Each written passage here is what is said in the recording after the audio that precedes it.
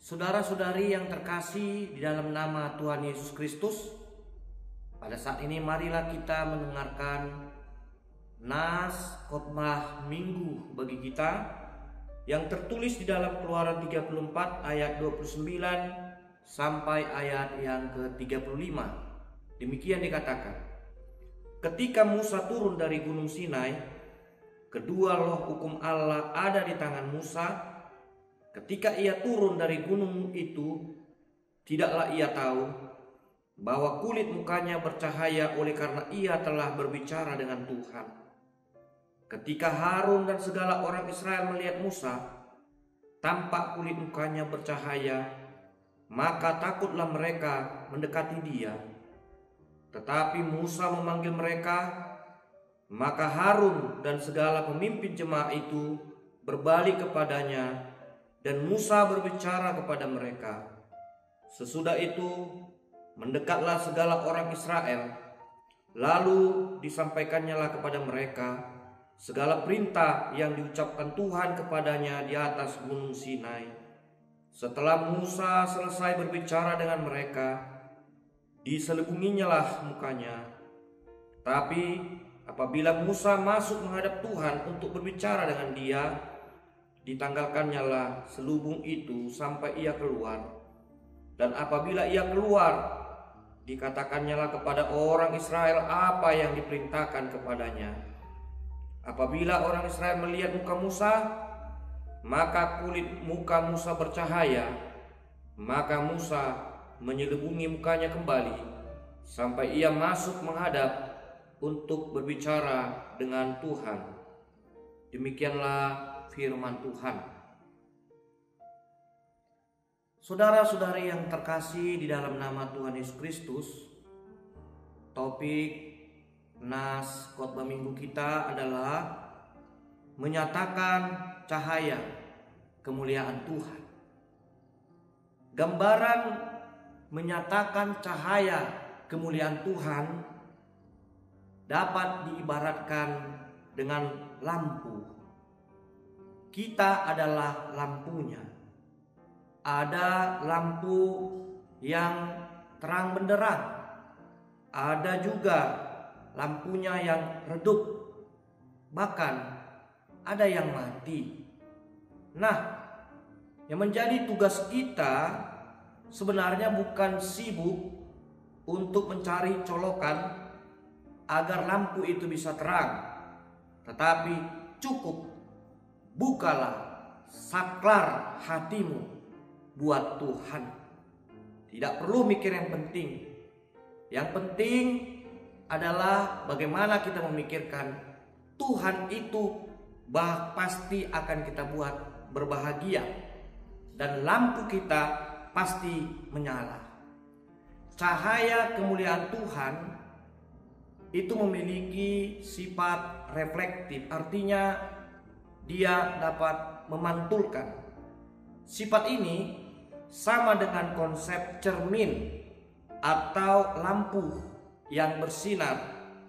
Artinya kita diminta supaya menunjukkan sikap yang sabar, kasih, dan juga setia untuk menyatakan cahaya kemuliaan Tuhan.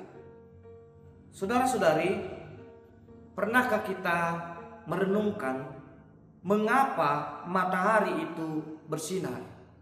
Matahari bersinar itu bukan karena juga adanya hukum fisika atau hukum alam, tetapi yang memang matahari itu sifatnya adalah memberikan sinar. Demikian jugalah kemuliaan Tuhan, sifatnya adalah memberikan sinar. Demikian juga Tuhan meminta kita sebagai umat Allah, kita dipanggil untuk memantulkan sinar itu. Banyak orang, jika kita perhatikan, yang mencari kemuliaan di tempat-tempat yang salah, di dalam kekuasaan, di dalam kekayaan, atau juga pujian manusia. Namun kemuliaan sejati hanya ditemukan di dalam Tuhan. mari kita buka hati kita dan biarkanlah kemuliaan Tuhan itu terpancar melalui hidup kita. Saudara-saudari yang dikasihi di dalam nama Tuhan Yesus Kristus, nas khotbah ini adalah kisah saat Musa turun dari Gunung Sinai dengan wajah yang bercahaya. Peristiwa ini adalah salah satu momen paling menakjubkan di dalam Alkitab. Momen ini bukan sekedar peristiwa bersejarah, tetapi juga pelajaran berharga tentang bagaimana kemuliaan Tuhan itu dapat terpancar melalui hidup kita. Marilah kita selami kisah ini dan kita temukan relevansinya bagi kehidupan kita saat ini. Setelah Musa menerima loh batu yang berisi 10 perintah Allah, ia pun turun dari gunung dengan wajah bercahaya karena telah bersekutu dengan Tuhan. Cahaya itu begitu kuat sehingga orang Israel takut mendekatinya dan Musa pun harus menutupi wajahnya dengan selubung.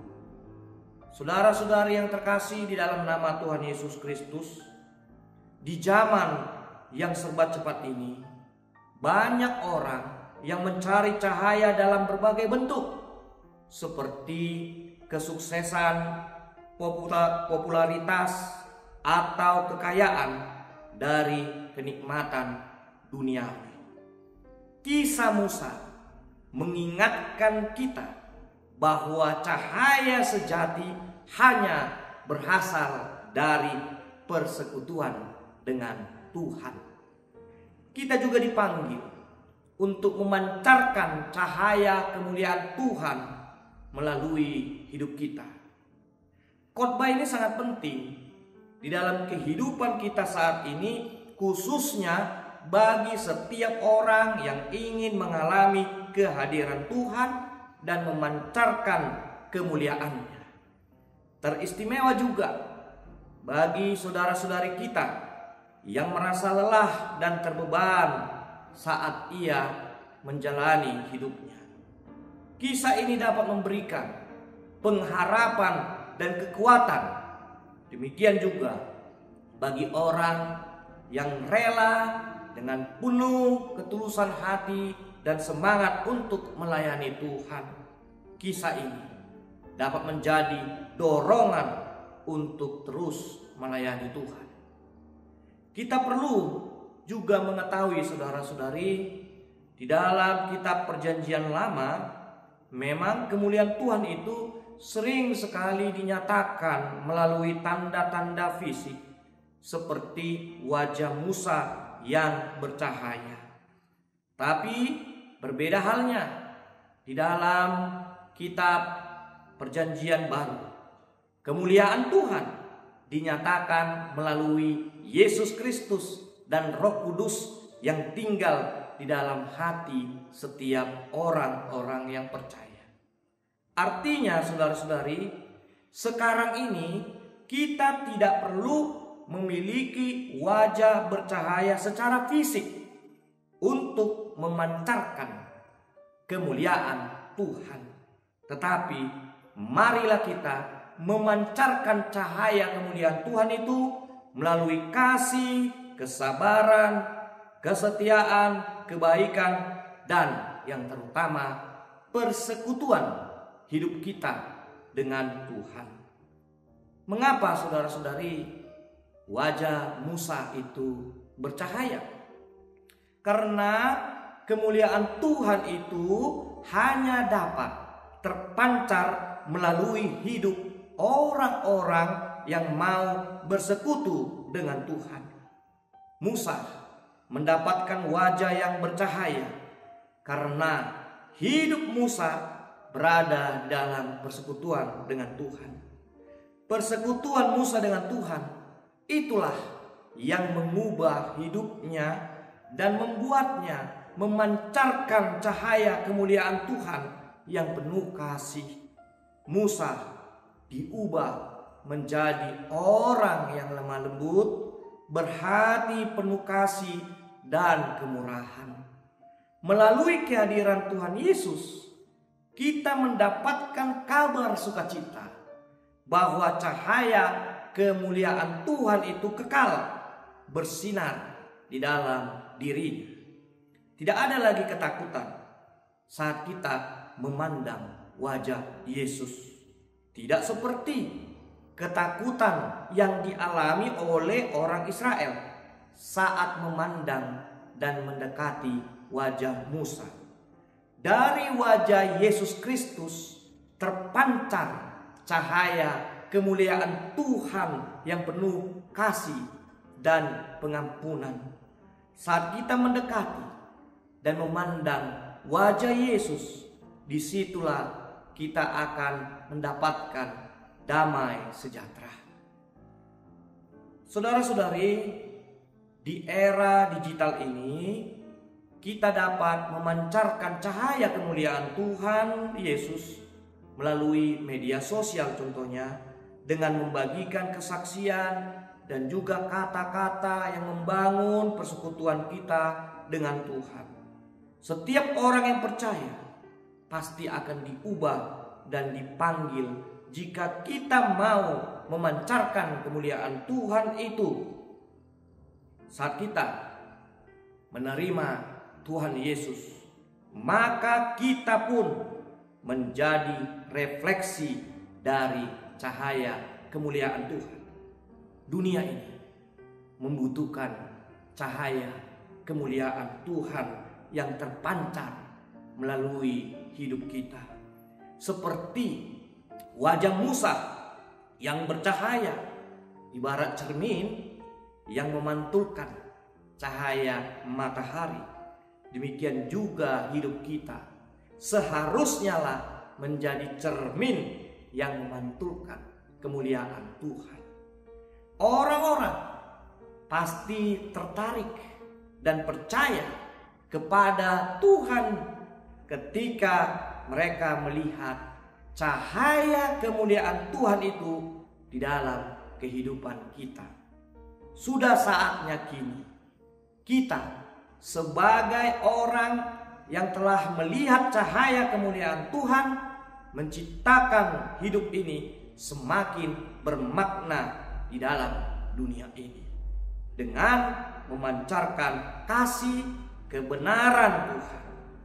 Memang saudara-saudari, kita sering sekali berasumsi bahwa kemuliaan hanya dimiliki oleh orang-orang tertentu. Tetapi dari kisah Musa ini mengingatkan kita bahwa setiap orang yang telah bersekutu dengan Tuhan dapat memancarkan cahaya kemuliaan Tuhan. Dengan mempelajari kisah Musa, kita dapat belajar tentang pentingnya persekutuan dengan Tuhan dan bagaimana kemuliaannya dapat mengubah hidup kita. Saudara-saudari, biarlah dunia akan menilai kita berdasarkan bagaimana kita memancarkan cahaya kemuliaan Tuhan. Apakah hidup kita telah menjadi kesaksian yang hidup bagi Kristus? Memang banyak tantangan yang akan kita hadapi saat kita memancarkan cahaya kemuliaan Tuhan. Kuasa kejahatan yang diperbuat oleh iblis akan mencoba menghalangi kita untuk bersekutu dengan Tuhan dan memancarkan kemuliaan-Nya. Artinya, kita perlu melawan godaan dan tipu muslihatnya dengan firman Tuhan dan doa. Marilah kita membaca dan merenungkan firman Tuhan. Marilah kita bersekutu bersama-sama dengan orang-orang percaya lainnya untuk saling menguatkan. Memang saudara-saudari, kita merasa sulit untuk bersekutu dengan Tuhan di tengah-tengah kesibukan hidup di tengah-tengah pekerjaan kita perlu meluangkan waktu khusus untuk berdoa dan membaca firman Tuhan.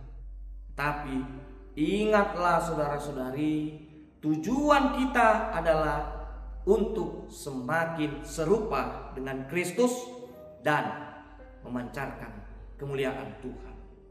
Kita dapat melihat kemajuan dan pertumbuhan hidup kita melalui perubahan dalam hidup ini, hubungan kita dengan Tuhan, dan bagaimana dampaknya hidup kita bagi saudara-saudari kita dan seluruh makhluk ciptaan Tuhan di dunia ini.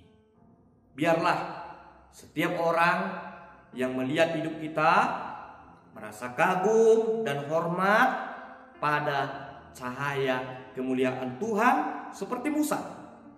Marilah kita bersekutu dengan Tuhan dan membiarkan kemuliaannya terpancar melalui hidup kita. Jadilah terang bagi dunia dan biarlah kemuliaan Tuhan bersinar melalui setiap perkataan dan perbuatan kita. Amin.